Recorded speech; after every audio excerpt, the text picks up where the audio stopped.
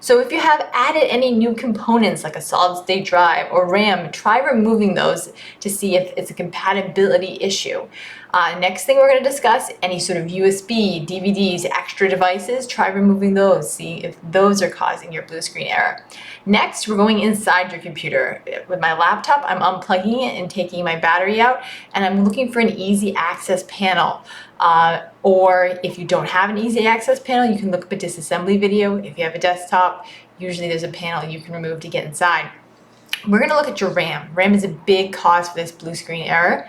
We're going to remove it one at a time by pulling on the little arms and pulling it out. And once we remove one stick, we're going to test to see if that's causing it by hitting the power button. If you still have a blue screen error, okay, we're going to try the other RAM stick. If it's gone, then you know that was the problem. Because RAM is kind of like headlights on a car where they tend to go bad one at a time.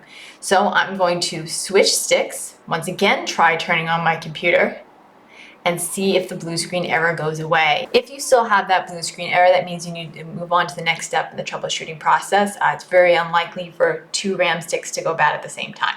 But if you find that you remove that RAM stick and magically your blue screen error is gone, then you need to replace that RAM stick that's outside the computer.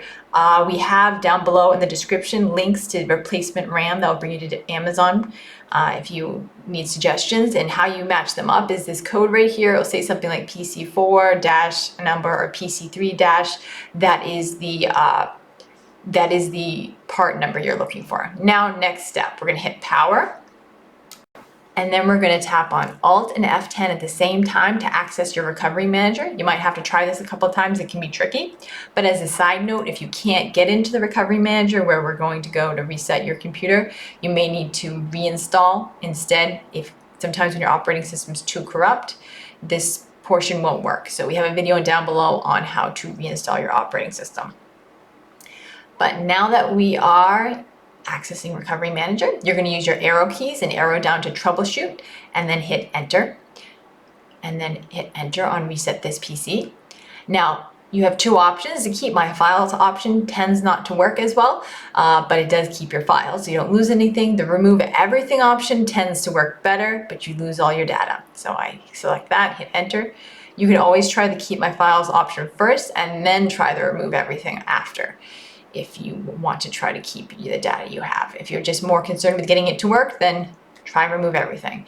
Next thing, I'm going to hit fully clean the drive because I am going to just try to save this computer and get rid of everything because it tends to be more effective. And then I'm going to hit enter. Now, at this point, if your reset keeps erroring out once again, that means that your operating system's probably too corrupt, or if it gets stuck at like 30% for like 3 hours and it just won't progress, it gets to the point where you probably just need to reinstall the operating system.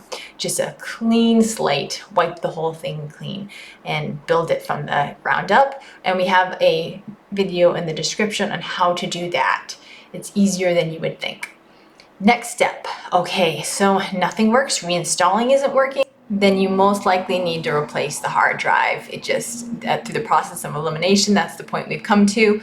Down below, we have the most common replacement options for hard drives for your desktop or laptop. We have Amazon links. We also have upgrade options for to a solid state drive listed down below, and it'll bring you to the corresponding Amazon listings. Just confirm that that's what you need to for your specific model of Acer, although we listed the most common replacement parts down below. And you have any questions about compatibility, go ahead and leave them in the questions below and we'll do our best to get back to you. Thanks for watching our video. If you found it in any way helpful, please like and share. If you like do-it-yourself computer repair videos, then go ahead and subscribe. If you have any questions or comments, leave them down below and one of our certified repair technicians will answer you. But anyway, from one egghead to another egghead, this is Liz signing out.